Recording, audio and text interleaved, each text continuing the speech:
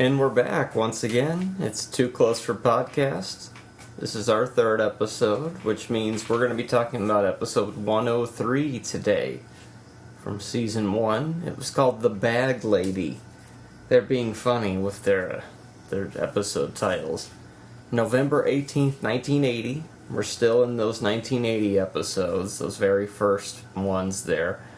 It was produced by Austin and Irma Kashlish and written by Tony Garoppolo and directed by Will McKenzie. Jackie has to take cash home because she can't take it to the bank, and she does so using the grocery bag prop. Alright, so let's start it off from the beginning. So we find Mr. Rush and Muriel, Henry and Muriel in the kitchen. Henry's reading his newspaper, and it's full of bad news. He's really shitting on it. And she's like, oh, what about the entertaining portion of the paper? And he's like, this is the entertainment section. So very quickly, she's complaining about the pipes in her dark room. Oh yeah, the first mention of the dark room. That's right, because it's making noise. They're making noise, like, it's a pretty bad noise too. Like, he hadn't noticed this before. Why hadn't he noticed this noise before, Marty? Maybe it just started. Maybe it just started. Sounds like it hadn't just started. Sounds like it was a real problem. But you're probably right. As if these shows make any real sense. Alright, so it's making noise. So Muriel tells Henry that her friend, Edie Winkler, uses a service called the Midtown Rehabilitation Center that employs ex-convicts, helping ex-convicts get back on their feet for handyman work. So Henry's like, screw that. I'll do it myself because I know what's going on. We can't let criminals in our house because they're just going to rob, rape us, and all sorts of things. Like in the newspaper. Like in that newspaper I was just reading. So he decides he's gonna fix the wall himself because it's just a problem with a vibration problem. That's what he figures. So he takes a hammer. He grabs his hammer. He runs over to the wall. He kind of walks to the wall. And this is very Monroe-like. Something Monroe, as we'll see later. That's why he doesn't like Monroe, because he is Monroe. Uh-huh. If you think about it. So he goes to the wall. He taps a hole in the wall, and he figures that's going to solve the problem. He didn't test it or anything. Did they test it? No, he knocks that little hole in the wall, and then he's like, oh, well, I'll plaster it up, but we can hang a picture. And then he tries to put a nail in for the picture, and the whole wall just crumbles. Makes you wonder how sturdy the entire building is. Now we have to hire some ex-cons to come and fix it. Wonk wonk. Because we don't know Monroe yet. They probably would have hired him to repair it. So then we cut to Jackie hurrying into her apartment where Sarah is doing her homework, apparently. Not on the phone with one of her boyfriends, as usual, as we've learned from episode 1 and 2. But no, this time she's actually doing her homework. And Jackie's freaked out because, well, as we'll learn, she's carrying a paper bag. But it looks like one of the grocery bags that they would carry around as props, just rolled up to give the appearance there's money in it. I don't know if there's anything in that bag. Well, there was, because it was the same bag they threw. Later on, they threw and exploded with money. She's closing the blinds, and she's all freaked out. She's freaked out that somebody's following her. And Sarah, she's freaked out that Jackie's so freaked out. She's like, I'm going to go tell Mom. And then Jackie's like, oh, you can't be telling Mom. Can't tell anybody about this. And then we quickly learn that the bag contains $100,000 that she has gathered from 4 supermarkets, right? Exactly $100,000. I don't know if that's like the payout. Each supermarket gives out $2,500. Apparently, that's what I've learned. Why, Marty? Do you remember why? There was some kind of strike, or so this all coincides with she has this money, and they're going to hire ex-cons. Exactly. She has $100,000, and these ex-cons, who we have not even seen yet, are set to arrive. Boom. Not even a commercial at this point, no. And then Henry, he's freaked out about these ex-cons coming over, so he's hiding all the valuables, all of Muriel's all her cameras and all that shit. And he wants her wedding ring, and she can't give up the wedding ring because it's been on her finger for 22 years. These dates are very important, by the way. 24. 24, was it 24? Yeah.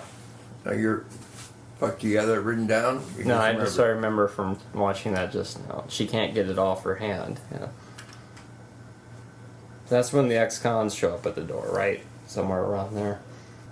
And one of the ex-cons... Well, also, he's paranoid. These ex-cons are going to tie him and his wife up and ransack the apartment, and God knows what else. He doesn't really go into that, but I just imagine what things they would do. After this, Muriel talks him down. It's like, oh, just calm down. You don't need... Takes the camera away from him. It's like, no big deal. He even wants to lock up Muriel in the closet. That's so right. These guys won't steal her. He's very freaked out about this whole prospect. So then the doorbell rings, and we find Sam Morton and Whitey Cahill. They show up, the 2 ex-convicts, Ghostbusters. One of which is Ernie Hudson of Ghostbusters fame. This is about 4 years before Ghostbusters, though. And he looks like a very angry man, doesn't he? Yep. He walks in, and he instantly, as soon as he closes the door, he's wiping his fingerprints off the door. Like something's up, something's gonna happen. And then Whitey, what a good name, right? Whitey tells Mr. Rush, he just likes to mess with people. So that's why I did that. So they see the wall, and they're asking, did you have to pay the guy who did that? And she said, no, I just had to sleep with him. Well, they also say, you should sue that guy. Yeah. They're very distressed about what an incompetent mess this whole wall is. And Henry wants to get personal, but then they tell him, well, this is what we did. We're armed robbers. Yeah. Whitey was in for 2 years, whereas his buddy Sam, the Ghostbusters, Ernie, what was it? Anyway, the black guy, he's in for 4 years because he was black. Well, that's messed up, right? And what were they in for? Oh, armed robbery. Well, they robbed a taco stand, and they only got at 8:30 in the morning. Yeah. They hadn't made any money by 8:30. What taco stand is breaking in the box at 8:30? So they left with 130 tacos, and they did between the two of them, they did 6 years. That's crazy. So then there's knocking on the door, right? Well, no. All right. Let me. I know I'm getting close. All right. Then the girls show up. Yeah. And they tell the parents about the money, Which they have with them in the bag. A big bag, a big paper bag, or looks like a good amount of cash. Mm-hmm. We get a classic Stammer moment when he finds out how much money is in the bag. Henry, that is. And then they freak out, and they all run downstairs, and then Miss Henry Mr. Rush, the main focus of the show, sets the money down on a chair right beside the kitchen door where the ex-cons are working. And they all run out of Then they all run out of the house. leaving the money there with the ex-cons. And then we get our commercial. That's the end. That's Act 1. That's a pretty power-packed segment. So when we come back from the commercial, they're downstairs, right? So then, we come back from commercial. They realize that money is still upstairs, and he runs up and grabs the bag, and Whitey comes out, asking about the radio that he'd mentioned earlier. Like, oh, we're gonna do something with. We didn't cover that, but earlier he had mentioned something about a radio. We're gonna go get a radio. Oh yeah. So Whitey's like, "Where's our radio?" And he said, "You're gonna get us a radio, bro. We're in here fixing your wall. We could use a little music. Why not?" You offered. And he says the radio's in the bag or something. He's like, "Oh, this is the bag I'm gonna put the radio in." Oh, that's right. Yeah. Why would it be weird that I'd have a bag that I'm gonna put a radio in? And then he rushes downstairs and he knocks on the door like a maniac. Yeah. And Jackie lets him in, and then he's bitching to Jackie. Why did you open the door? He didn't know who it was. I knew it was you. How did you know? I heard your voice. It's the same voice that's been yelling at me for 21 years. We just watched this. And so there's more, he's, like this money and blah, blah, blah. And then, of course, And then the workers come down. And then he throws the bag just as they come in, and the money just explodes everywhere, as referenced earlier. He spazzes out and ends up tossing the bag into their grasp. And when Whitey goes to catch it, the bag spills out on the ground, and everybody realizes, oh, there's $100,000 right here. You didn't have to pay us before the job's done. No, this is fake money. This is Monopoly money. Park Place, Boardwalk, go to jail. So then they say, hey, we got to leave for an hour. Go get some more plaster. Plaster. Which is what Henry was going to do to the small hole in the wall before. So they're gone for an hour, and Henry, he takes control of the money. He's like, Jackie, this is my money. I'll do what I want with it. I'll put it where I need you. I gotta protect you because I'm smarter than you. Muriel is in bed talking to Jackie on the phone. One of those one-sided phone conversations. Yeah, our first one of the episode. Kind of late in the episode for that to happen.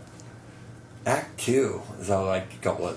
Henry's been running around the whole house, turning on all the lights and maybe leaving the radios on, I'm not even sure, to make it look like, oh, people are active and they know what's going on.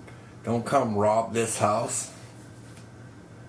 Because there's 100,000. The criminals, they're not really, the ex-criminals know the money's in the house. They've seen it, and everybody's freaked out. So he keeps looking out the window.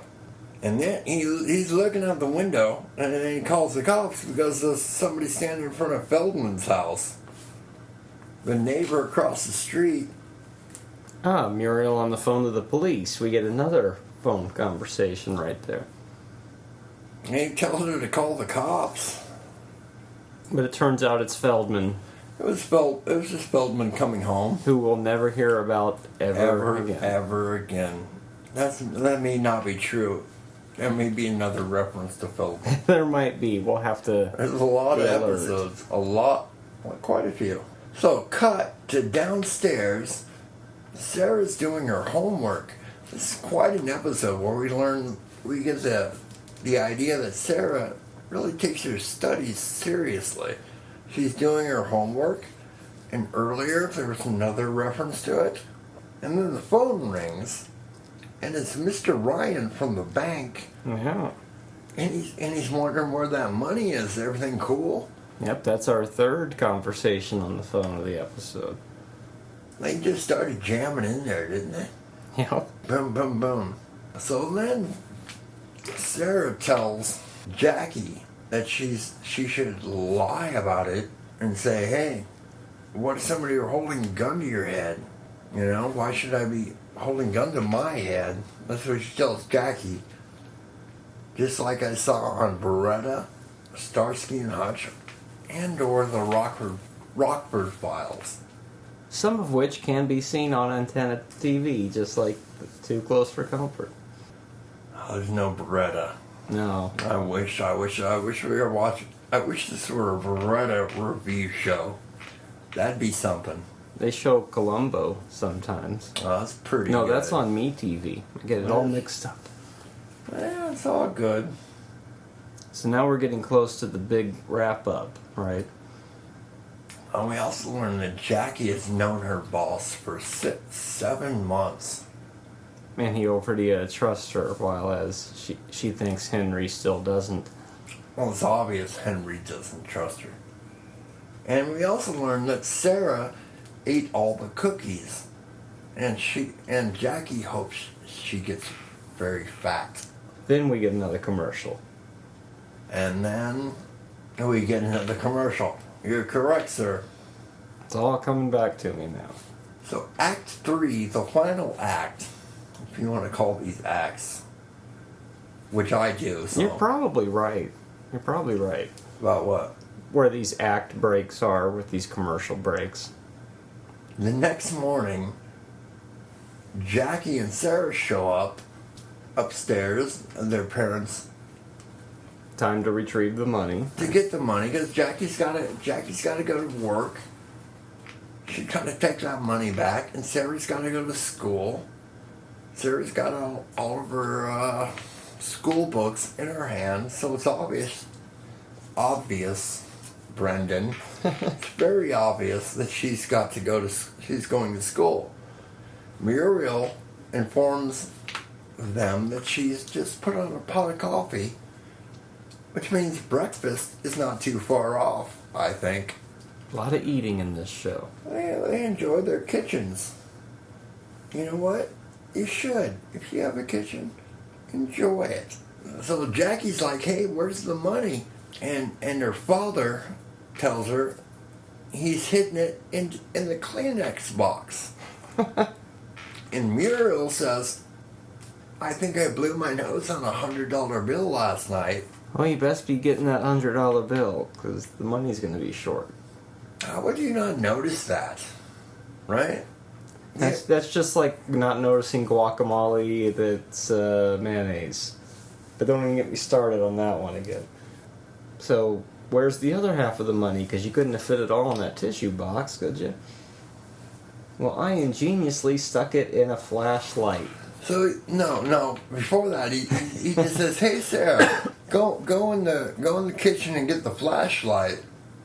Mrs. Rush says, "Wait, no, the flashlight is in the hall closet." First mention of the hall closet. Because I was using it earlier, and then Mr. Rush is sort of he's like, "Oh, okay, go get it." And then they go get the flashlight, and he's like, hey, here's how you can tell the money's in it. Nobody would steal it because it doesn't work. And they test the flashlight and it works. It totally works. Uh-oh. My boss is going to think I stole all that money, is what Jackie exclaims. Because they've realized that they hid the money in the ex-con's flashlight. Oh no. This is barely episode 3 and everything has gone completely south. So then Rush freaks out and he's like, I'm going to call my lawyer, Irv Greenblatt. And then Muriel says, he's in jail. And he's like, but he's entitled to a phone call. But not an incoming phone call. So we learned his lawyer's he's in jail. Yeah.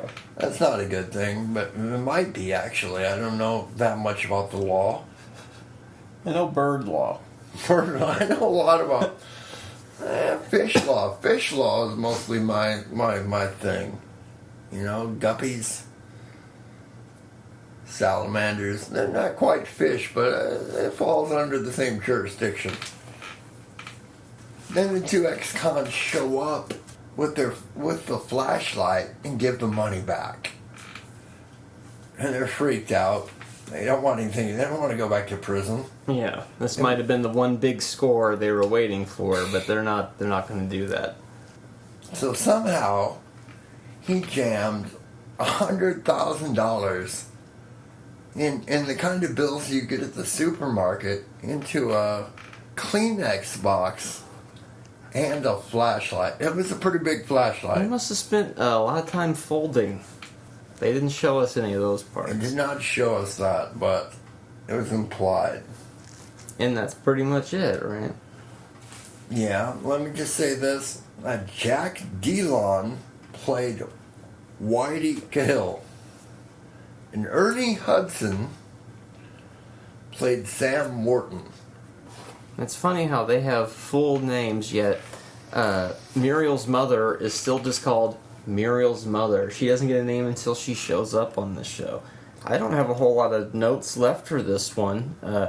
There were no college sweaters in this episode. Let's go over the whole thing, dude. Henry wasn't wearing any college sweaters. Go over the checklist one by one.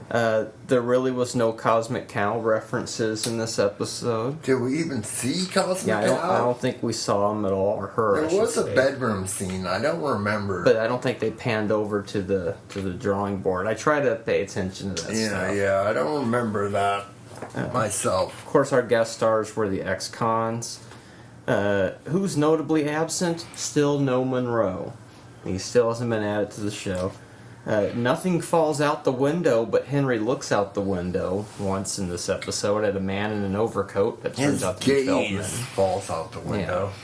We have 3 one-sided phone conversations, which we discussed. 4 instances of Henry pointing at people throughout the episode, and 2 stammers from Henry of the one of which was when he gets the $10,000 and realizes how much money it is. The other, I think, involving the flashlight. Could be wrong there. 1 grocery bag prop filled with cash from Jackie's bank. We talk a little bit about Muriel's photography. Not anything about her singing this week. No couch flips. No transvestite storyline. The intro was the same as last week. There was one subversive thing in the show. A Nixon joke. They managed to squeeze a Nixon joke in there. Henry's hair stayed in place. We still haven't discussed anything about plastic surgery. That happens much later in the series. What kind of bizarre, odd things happened in this one? Well, there was the Henry and a Monroe-like moment destroying the darkroom wall. That was pretty bizarre. And you know what else was odd? Why would you leave the money upstairs?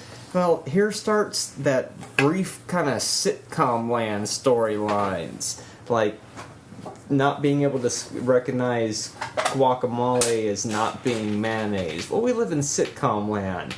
This stuff is acceptable in this universe. Also, it was the first mention of the hall closet, which comes into play much later in the series. I'm going to give this one a 4 on a scale of 1 to 5. What did we learn this week? That ex-cons can reform. And that you can squeeze all that money into a Kleenex box and a flashlight if you work really hard at it. I'd say that's another classic interloper-free episode that dealt just with the main cast. But I think that's how most of all Season 1 is. It's not until Season 2 that we start getting guest stars that show up to stay. Not counting Monroe, of course. Well, that's this week. Next week is a very special episode. But aren't they all? It's Sarah's Monroe Doctrine. Next week. Wow. You can hear my show on Stitcher. Stitcher is radio on demand.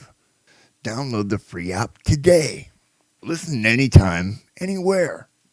Create custom playlists. Rate and review my show on Stitcher. And over 4 million car dashboards. On demand and on the go. No downloading, no syncing, no wasted memory. Stream your favorite podcasts. Don't have Stitcher? Download it free today at Stitcher.com or in the App Store.